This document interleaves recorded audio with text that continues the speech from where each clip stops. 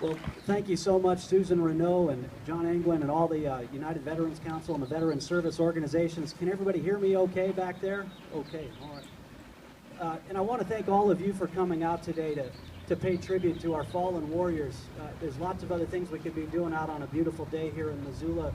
And I also want to say thanks to the veterans that are here today, because Memorial Day isn't just today for you.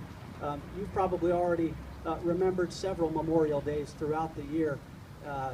Might be the day that you lost a soldier due to an IED attack, back in March 8th, for example, for us, and or January 25th in Ramadi, Iraq. And so I know that for many of you veterans, you've already had Memorial Day several times over, unfortunately, by now. And so this is the time when we all come together collectively.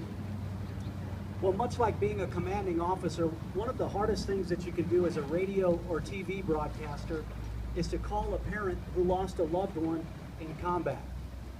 As challenging as it may be, it's a call that has to be made so that we can share their stories with the community to honor and remember the fallen warriors and their families. I had to make one of those phone calls when I started a new job as a TV executive producer shortly after I returned from my first deployment in Iraq.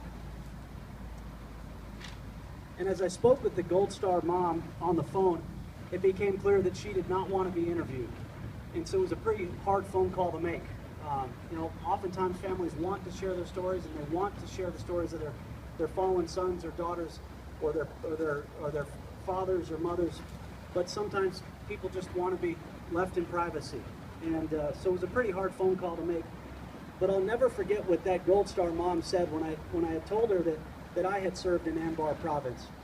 And she said this, she said, quote, "You need to feel blessed to know that you were touched on the shoulder by the hand of God and asked to serve on that mission."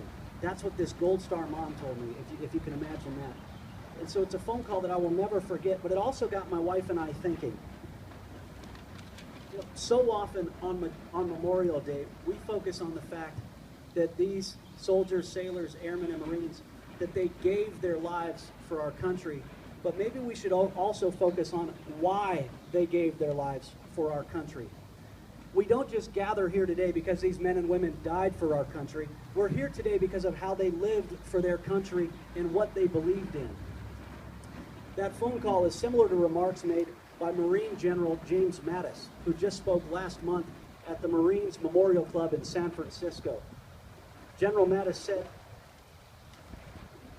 "You, my fine veterans, are privileged that you will never face a judgment of having failed to live fully.